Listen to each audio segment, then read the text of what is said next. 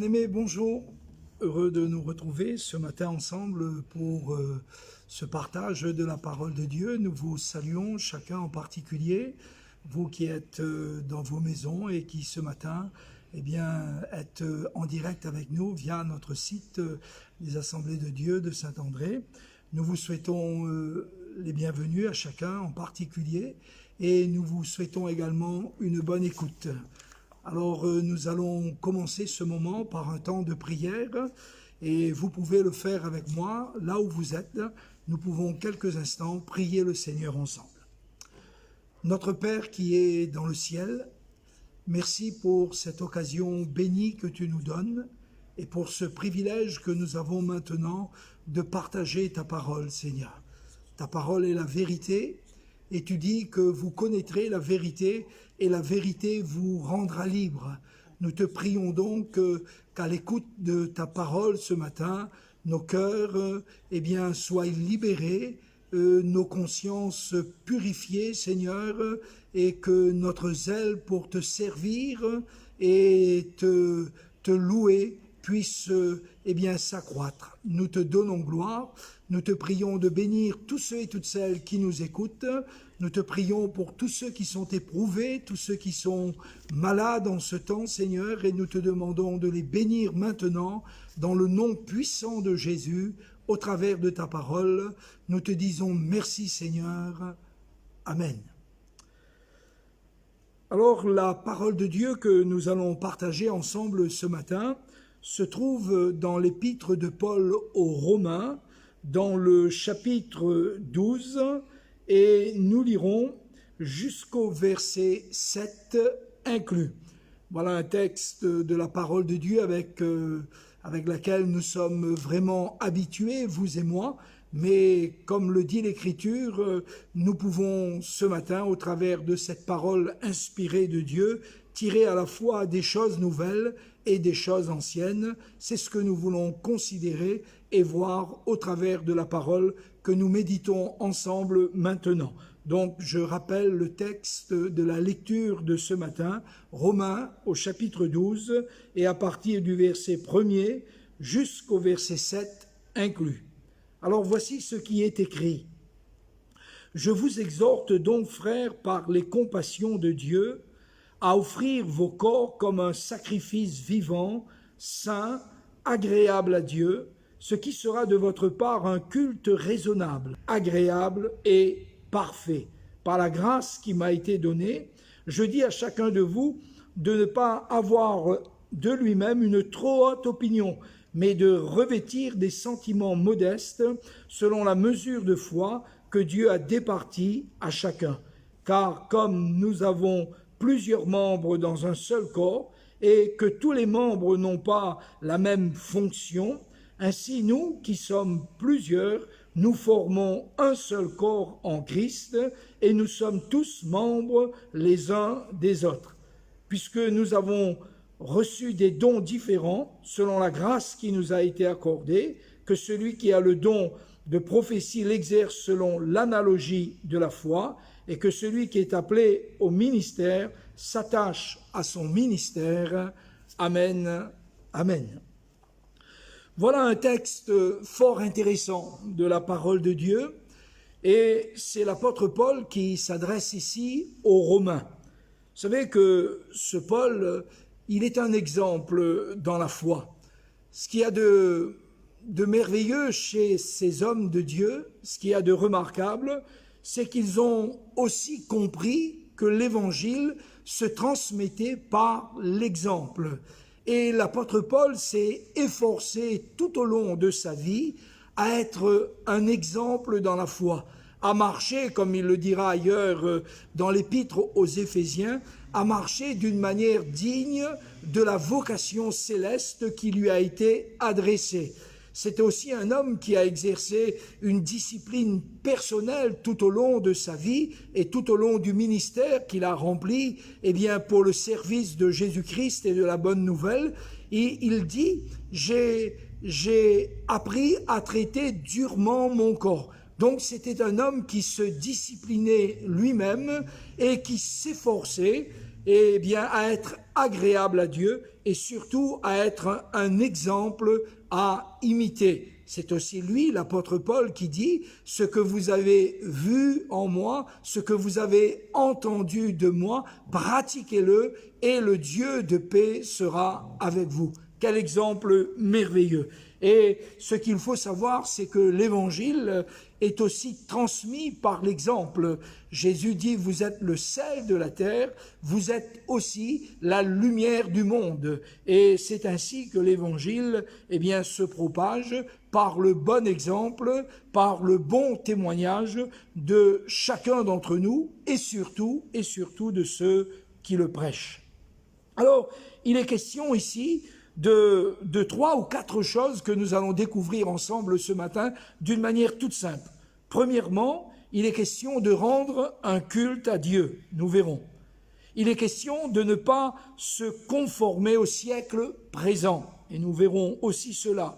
Il est question aussi de comprendre ce que Dieu veut et d'atteindre le but, et nous verrons aussi cela. Il est question de revêtir des sentiments modestes, et il est question aussi de l'exemple d'un corps qui est animé par tous les membres aussi différents dans leur dans leur service les uns que les autres. Alors, voici ce que dit Paul. Je vous exhorte donc, frères, par les compassions de Dieu, à offrir vos corps comme un sacrifice vivant, saint et agréable, ce qui sera de votre part un culte raisonnable, ce qui sera de votre part un vrai culte. Rendre à Dieu un vrai culte. Vous savez que cette question, elle a été un jour dans le cœur d'une femme que Jésus avait rencontrée au puits de Jacob. Et voici ce que le Seigneur, en s'entretenant avec cette femme, en lui demandant de l'eau et en lui promettant de l'eau vive, eh bien cette femme va dire à Jésus, mais vous les Juifs, vous dites que c'est à Jérusalem qu'il faut adorer, et nous les Samaritains, nous disons que c'est sur cette montagne qu'il faut adorer. Et Jésus va répondre à cette femme d'une manière extraordinaire. Il va dire à cette femme, l'heure vient et elle est déjà venue. Voyez-vous, mes amis, nous sommes dans cette heure, nous sommes dans ce temps. Et Jésus dit, où les vrais adorateurs adoreront le Père en esprit et en vérité. Car Dieu est esprit, et il faut que ceux qui l'adorent en esprit et en vérité. Rendre à Dieu un vrai culte, un culte qui lui est agréable. Comment? Eh bien, l'apôtre Paul le dit ici.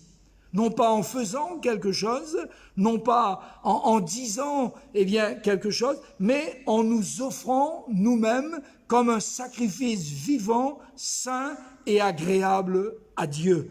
Vous savez, en ce temps-là, et le culte existait encore de la manière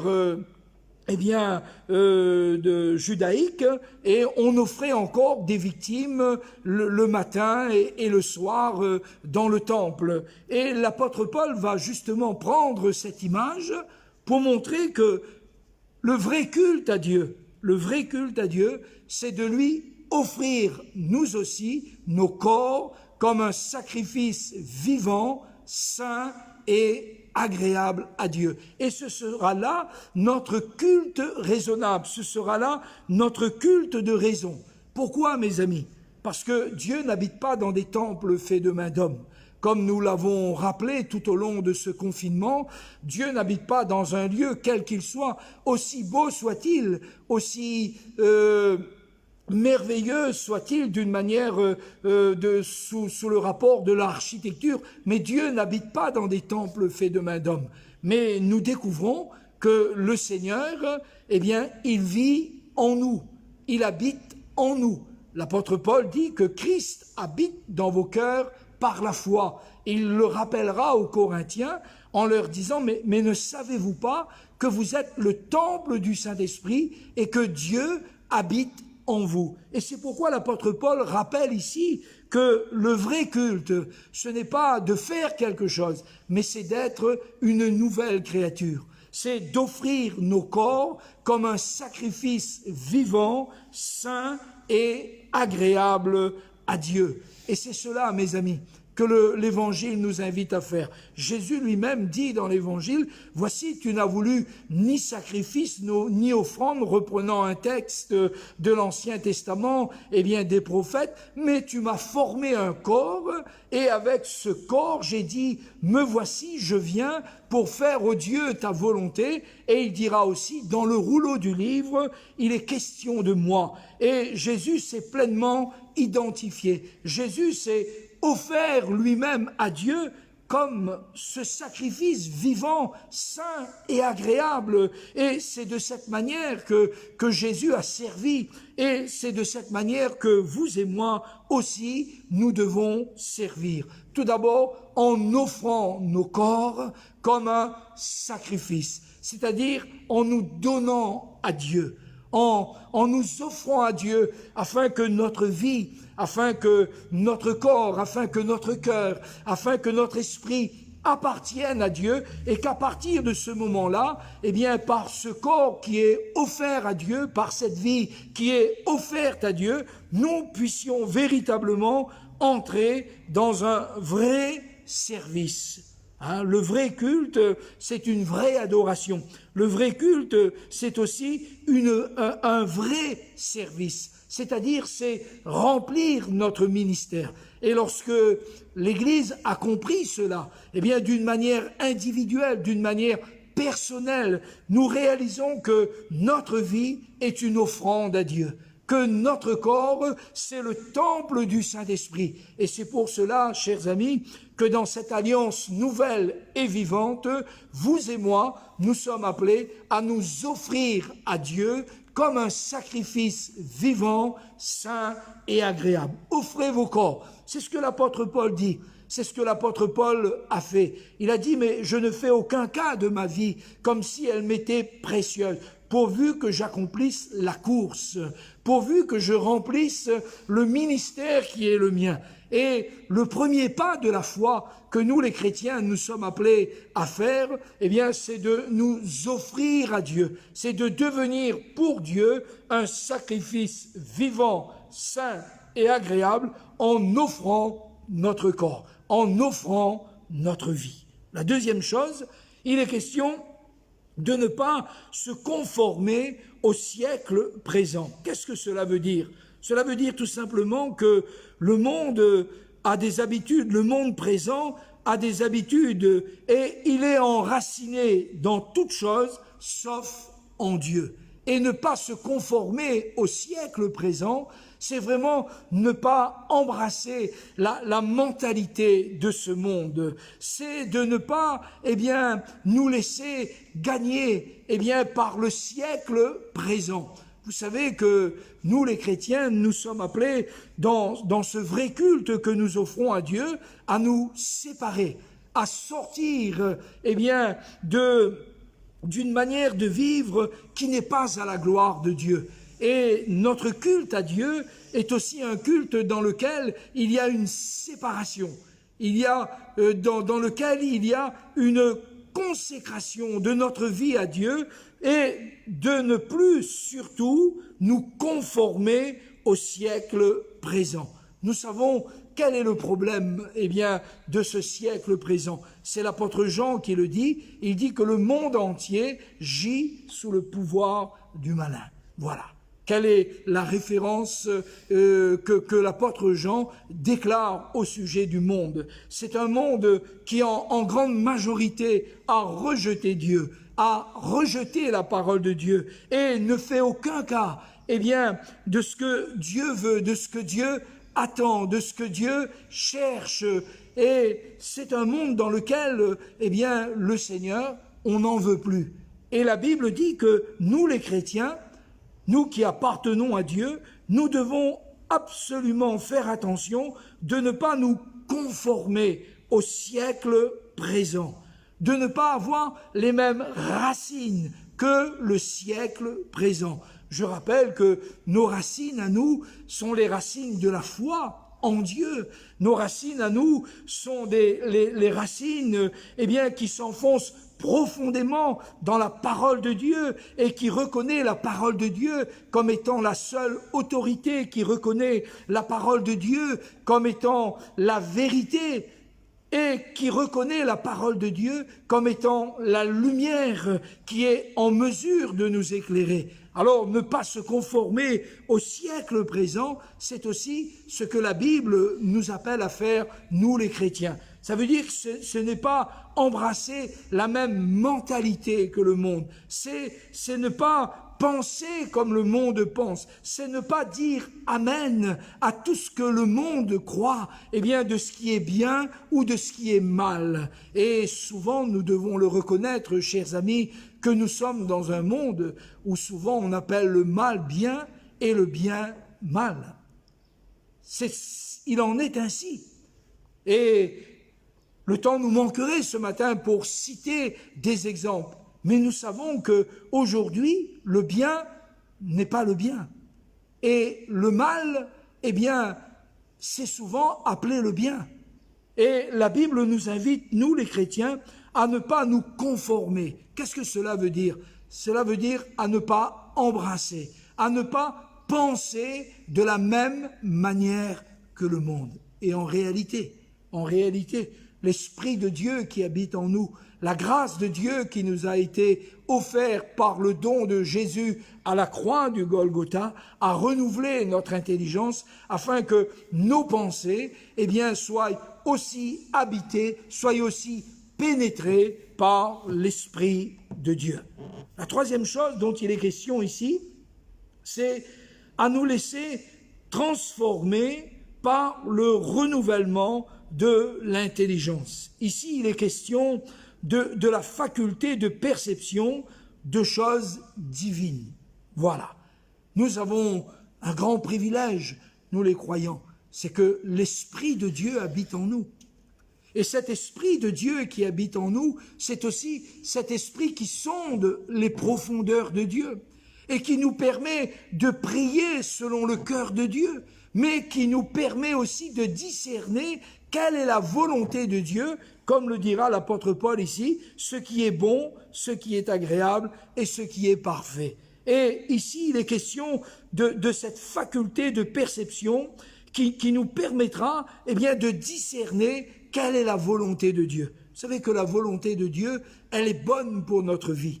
La volonté de Dieu, c'est ce qu'il y a de meilleur pour notre vie. Ce que Dieu veut pour ta vie, c'est ce qu'il y a de meilleur pour toi, mon ami.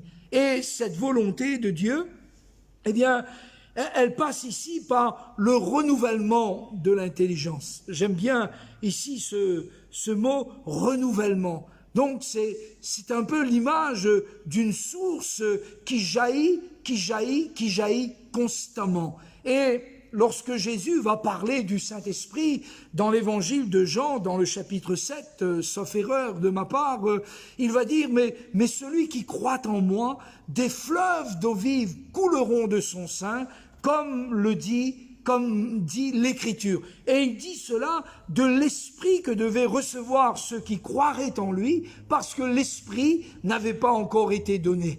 Et, mes bien-aimés, le Saint-Esprit, c'est aussi celui qui va renouveler notre intelligence. Voilà.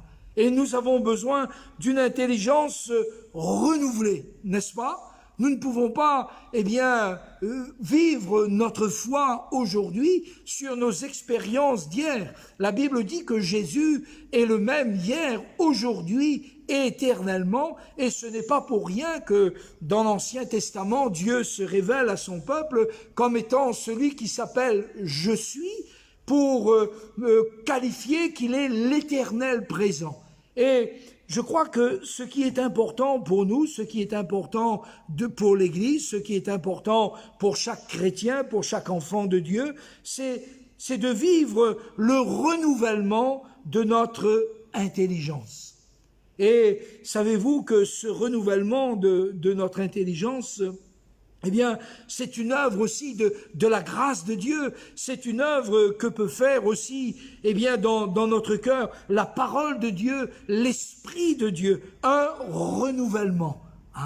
C'est l'image de quelque chose qui constamment est en train de jaillir, qui constamment est en train d'être renouvelé, qui constamment dans notre vie nous amène au meilleur de notre vie. Et l'apôtre Paul dit, étant transformés dans le renouvellement de notre intelligence, nous allons quoi? Nous allons discerner quelle est la volonté de Dieu, ce qui est bon, agréable et parfait. Et vous en conviendrez avec moi, ici, il y a l'image de quelque chose qui se perfectionne. Il y a quelque chose qui de plus en plus se fait au travers de la perfection. Ce qui est bon, ce qui est agréable et ce qui est parfait. Oh, nous sommes en marche, mes bien-aimés, vers quelque chose de parfait. Vous savez que l'œuvre de Dieu, elle est parfaite. Et lorsque le temps de la restauration finale aura lieu, lorsque l'Église sera enlevée, lorsque cette parole se présentera, s'accomplira, lorsque Jésus lui-même nous conduira dans la cité céleste, il dira « Me voici moi ». Avec les enfants que tu m'as donnés. Et en ce jour-là, nous aurons atteint la perfection. Mais la Bible aussi, ici, parle du renouvellement de l'intelligence, de quelque chose qui doit se faire perpétuellement dans notre vie, constamment dans notre vie, par la grâce de Dieu et par la puissance du Saint-Esprit qui agit en nous. L'apôtre Paul dit ensuite, il faut se revêtir des sentiments modestes. Voilà, il faut se revêtir de sentiments modestes. Paul dit, je dis à chacun de vous de ne pas avoir de lui-même une trop haute opinion. Il ne s'agit pas ici de ne pas avoir d'opinion du tout de soi, mais non pas une trop haute opinion, parce que quand nous avons une trop haute opinion de nous-mêmes, nous allons mépriser les autres. Nous allons les considérer comme des hommes et des femmes insuffisants, incapables, et nous finirons par croire que le genre humain, c'est nous. Et ça, c'est quelque chose de terrible. C'est quelque chose de terrible. Revêtir des sentiments modestes. Et en effet, pour servir le Seigneur, pour être dans une vraie adoration, pour rendre à Dieu un vrai culte, bien sûr, il nous faut offrir nos corps comme un sacrifice vivant, saint et agréable. Il nous faut nous distancer de l'esprit de ce monde et de la mentalité de ce monde, mais il nous faut aussi être transformés par le renouvellement de notre intelligence et surtout, il faut revêtir des sentiments modestes. Parce que les sentiments modestes, c'est ce qui nous permet de vivre ensemble. C'est ce qui nous permet de comprendre que tout en étant différents les uns des autres, nous avons aussi besoin les uns des autres. L'apôtre Paul aurait pu se glorifier. Qui mieux que lui aurait pu se glorifier? Qui mieux que lui, aurait pu être fier de lui-même? Mais je crois que, comme tout chrétien authentique, de ce qu'il était fier, c'était du Christ. Et s'il pouvait se réjouir, s'il pouvait se glorifier, il se glorifiait de la connaissance qu'il avait du Christ. Il se glorifiait de l'excellence de la grâce qu'il y avait dans le Christ pour lui et de cette plénitude de vie et d'esprit qui agissait dans son cœur. Et l'apôtre Paul était conscient de la grâce de Dieu qui agissait dans sa vie. Vous savez, nous prions pour que la grâce de Dieu abonde dans notre vie.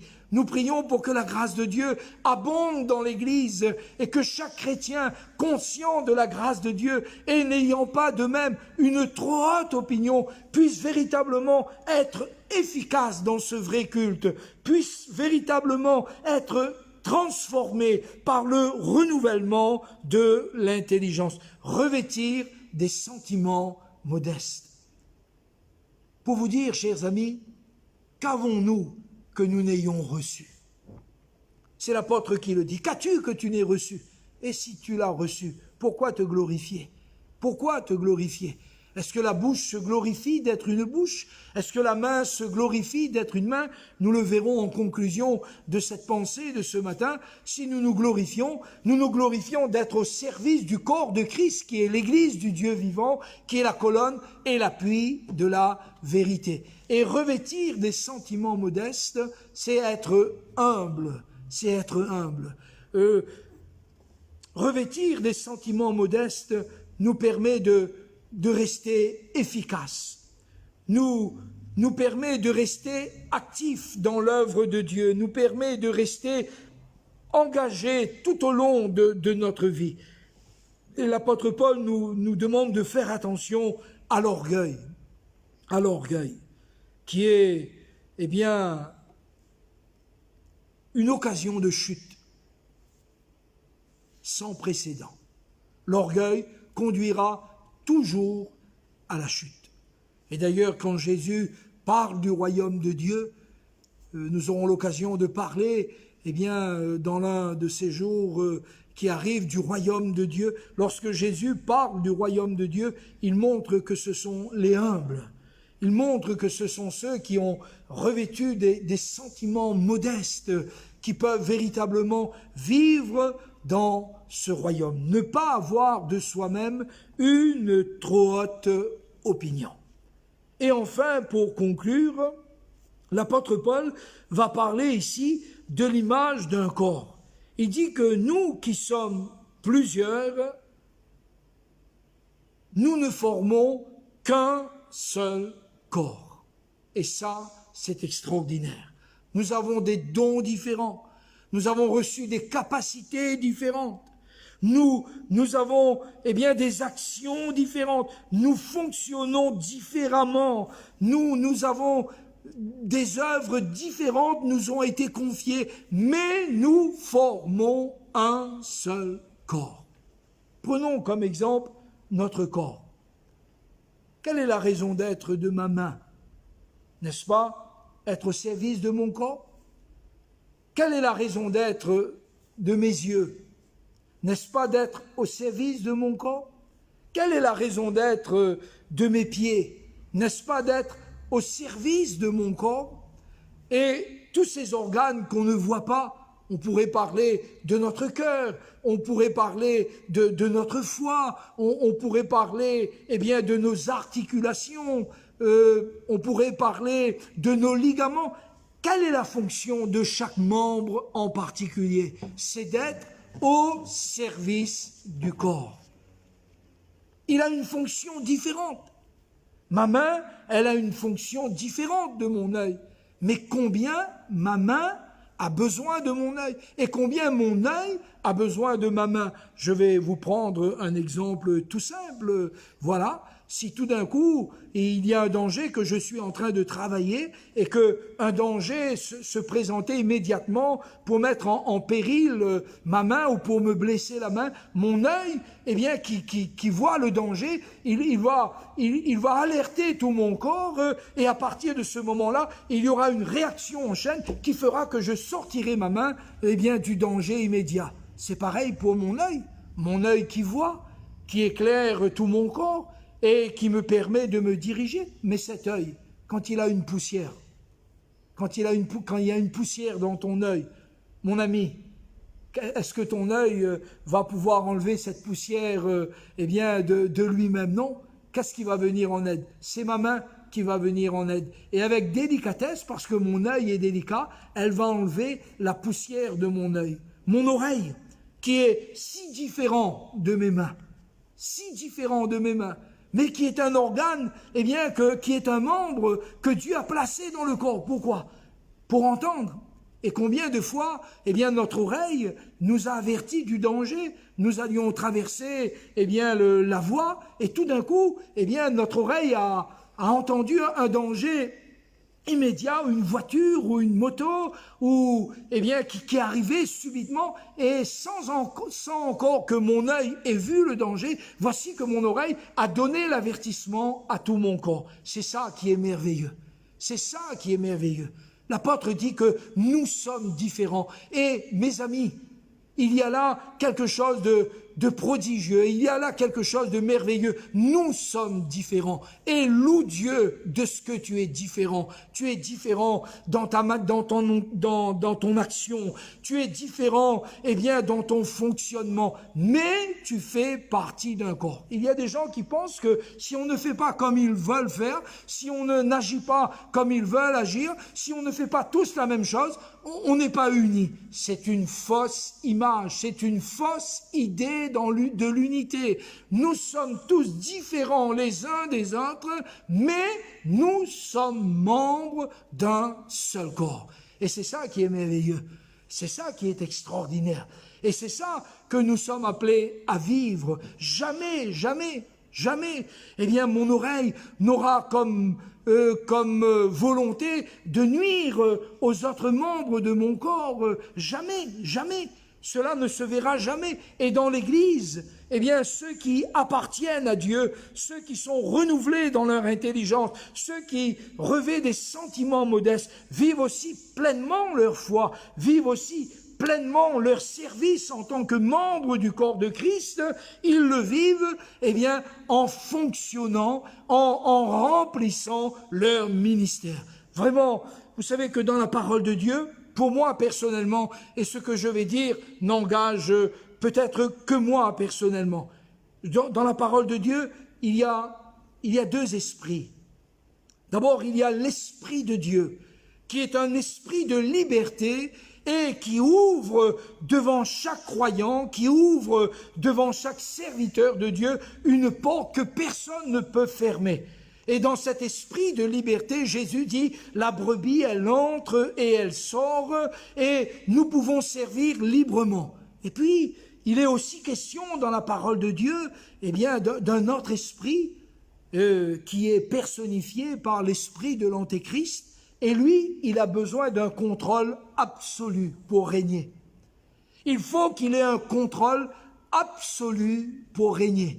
Lui, ce qu'il veut, ce n'est plus que les gens pensent, ce n'est plus que les gens servent selon le ministère que Dieu leur a donné, en étant utiles au corps, en mettant en œuvre leurs dons et leur charisme qu'ils ont reçus de Dieu. Non, lui, ce qu'il veut, cet Antéchrist, c'est ramener tout le système, c'est tout ficeler, tout contrôler, tout posséder pour que lui puisse régner et qu'au travers lui, le pouvoir de nos pensées, de nos actions, soit dicté par lui. Ce n'est pas pour rien que la Bible dit, parlant de l'Antéchrist, que personne ne pourra plus acheter ni vendre, à moins qu'il n'accepte sur lui la marque de la bête. Ce n'est pas pour rien que, mes amis, et les choses sont ainsi. Et nous voulons bénir le Seigneur ce matin pour l'esprit de liberté qu'il nous a donné, qu'il a donné à l'Église, qu'il a donné à chaque Église locale, qu'il a donné à chaque ministère. Et croyez-moi, mes bien-aimés, l'apôtre Paul dit, cependant, nous ne formons qu'un seul corps. Et ce corps dont il est question ici, c'est le corps de Christ. C'est l'Église du Dieu vivant, qui est la colonne, qui est l'appui de la vérité. Ce corps dont il est question ici, c'est le corps de Christ. Et dans le corps de Christ, qui est le chef? Qui est le chef dans le corps de Christ? C'est Christ.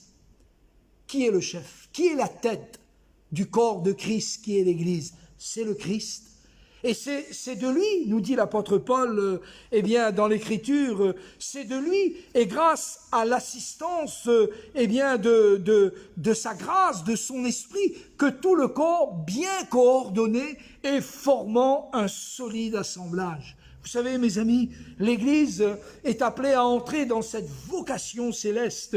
Elle est appelée à servir le Seigneur, non pas selon la lettre qui a vieilli, mais selon l'esprit, selon le discernement des choses les meilleures, sans nous conformer au siècle présent, mais en étant transformés dans le renouvellement de notre intelligence. Et mes vœux et ma prière à Dieu pour l'Assemblée de Saint-André, pour l'Église locale de Saint-André, c'est que chacun de nous d'une manière personnelle, d'une manière individuelle, nous puissions nous offrir à Dieu. C'est en t'offrant à Dieu, c'est en sanctifiant le nom du Seigneur dans cette vie, dans ce corps qui appartient au Seigneur, mon ami, que tu seras le plus efficace. Ne l'oublie jamais que si tu appartiens à Dieu, tu deviendras un membre, vivant. Tu deviendras un membre actif et tu verras, tu feras du bien à l'Église, tu feras du bien aux familles de l'Église, tu feras du bien, aux saints, tu feras du bien à ton assemblée. Et là, tu seras un sujet de bénédiction. Ne te conforme pas, ne pense pas comme le monde, ne pensons plus comme le monde. Le monde passe.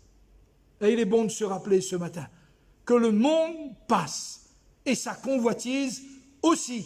Le monde passe et sa convoitise aussi. Mais celui qui fait la volonté de Dieu, celui qui discerne quelle est la volonté de Dieu, la Bible dit que celui-là, il vivra éternellement. Prions pour que le Seigneur, remplisse l'Église d'un renouvellement de l'intelligence et que chacun d'entre nous, ayant discerné ce qui est bon, ce qui est agréable, ce qui est parfait, nous puissions marcher droit, nous puissions nous tenir sur nos pieds et nous puissions, réaliser que ensemble, aussi différents les uns les autres, différents dans ce que nous sommes, différents dans notre manière de servir, différents dans notre manière de fonctionner, mais cependant, nous sommes animés d'une seule et même vision, c'est la gloire de Dieu dans l'Église. Revêtons des sentiments modestes, apprenons à nous pardonner les uns les autres. Et si quelqu'un, dit la Bible, a sujet de se plaindre, qu'il pardonne comme Dieu nous a pardonné en Christ. Et par-dessus tout, fonctionnons. Soyons fonctionnels. Soyons des membres de ce corps qui fonctionne. Et par toi, par moi, mon frère, ma sœur, ce matin, j'aimerais te dire que nous sommes appelés à rendre l'Église plus belle. Nous sommes appelés à remplir notre ministère au sein de cette assemblée locale, afin que l'Église de Dieu, elle soit belle, elle soit sainte, elle soit irrépréhensible. Et cette œuvre, le Seigneur va l'accomplir au milieu de nous. Pourquoi? Parce que nous offrons notre vie à Dieu. Alors, en ce culte ce matin, je t'invite, mon frère, ma sœur, et je t'invite à offrir ton corps comme un sacrifice vivant, saint et agréable à Dieu. Oui, tu es différent. Ton œuvre est différente de la mienne. Ton mode d'action est différent du mien. Tu fonctionnes différemment de la manière dont moi je fonctionne. Mais ce n'est pas un problème, c'est une richesse et c'est une grâce pour l'Église du Dieu vivant et vrai. Alléluia! Nous avons reçu des dons différents. Et dans ce temps que nous venons de vivre, il me semble que l'Esprit ranime en nous cette vocation céleste et que ce renouvellement de notre intelligence passe par un discernement de ce qui sera bon, agréable et parfait. Alors, que Dieu nous bénisse ce matin. Nous avons été heureux de partager ce moment et nous continuons tout au long de cette semaine à nous retrouver chaque soir dans des rendez-vous différents avec des pasteurs différents pour entendre d'une manière différente la propagation et la prédication de l'Évangile. Mais vous remarquerez l'unité.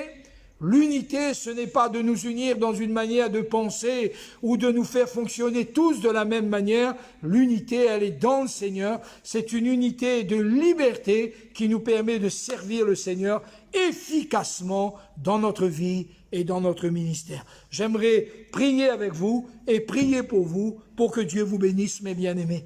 Seigneur, nous voulons te dire merci pour la parole merveilleuse que nous avons entendue ce matin. Et nous voici encore ce matin pour offrir nos corps comme un sacrifice vivant, saint et agréable. C'est là le culte que nous voulons t'offrir. Nous voulons ne pas nous conformer ou ne plus nous conformer au siècle présent, mais nous voulons que nous soyons renouvelés dans notre intelligence par ta grâce, Seigneur, afin que nous discernions quelle est ta volonté, ce qui est bon, ce qui est agréable et ce qui est parfait. Et nous voulons fonctionner, Seigneur, dans ce corps qui est l'Église. Nous voulons donner le meilleur de nous-mêmes et nous voulons fonctionner pour que ton nom soit glorifié. Nous te donnons gloire ce matin et nous voulons te dire merci dans le nom puissant, merveilleux, vivant de Jésus. Je te prie de bénir l'Église. Bénis ton Église, Seigneur, et accorde-lui ta grâce. Nous te le demandons, notre Père, au nom puissant de Jésus. Amen. Amen. Gloire à Dieu. Voilà, chers amis, j'aimerais vous faire quelques annonces brièvement. D'abord, vous rappeler que notre sœur Waro, donc la maman de Nicole, de Sarah, de Rachel, de Freddy, et l'épouse de notre frère Waro, s'en est allée hier avec le Seigneur, et s'en est allée dans la patrie céleste, et c'est aujourd'hui que nous ferons l'ensevelissement de la défunte, et tout à l'heure à 11h nous serons au cimetière avec eux, et là nous aurons encore un temps de partage autour de la parole de Dieu. Je vous rappelle aussi également que chaque soir de cette semaine, notre rendez-vous est fixé à 18h, et à partir de demain, vous pouvez, si vous le désirez, nous serons, nous les pasteurs, les 4 pasteurs réunis à l'église, et si vous désirez nous voir, c'est là que vous nous trouverez. Nous serons là présents de 9h jusqu'à 13h. Et c'est ainsi que tout au long de la semaine, si vous avez besoin de nous, vous nous appelez, ou vous pouvez venir à l'église, et nous aurons aussi des permanences à l'église qui vous permettront de nous rencontrer si c'est votre besoin. Donc dans ces permanences, nous respecterons les gestes barrières, bien évidemment. Nous ne nous saluerons pas, nous ne nous donnerons pas la main, nous ne nous embrasserons pas, mais nous pourrons, en respectant les gestes barrières, vous recevoir, prier avec vous et vous écouter dans vos besoins et dans vos requêtes. Que Dieu vous bénisse, je vous dis à bientôt et je vous souhaite de passer un agréable dimanche sous le regard du Seigneur. Soyez bénis, mes bien-aimés, et je vous dis à bientôt.